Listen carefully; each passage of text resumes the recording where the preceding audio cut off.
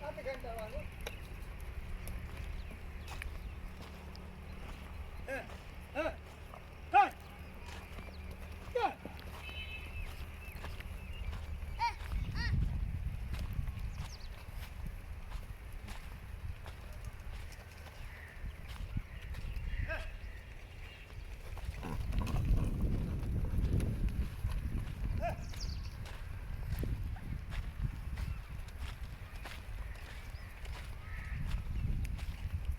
ਗੋਲ ਨੇ ਬੱਲਾ ਜਰ ਦੇਣਾ ਨਾ ਹਾਂ ਤੇ ਚਾਹ ਦੇ ਨਵੇਂ ਬੰਦੇ ਨੂੰ ਇੰਦਰ ਇਹਦਾ ਹੱਥ ਯਾਰ ਦੂ ਜਾ ਤੂੰ ਚਾਹ ਜਾ ਖਾਵਾ ਵਾਲ ਠੀਕ ਹੈ ਇਹ ਹੱਥ ਚਾਹ ਦੀ ਜਿਹੜੀ ਅੰਨੇ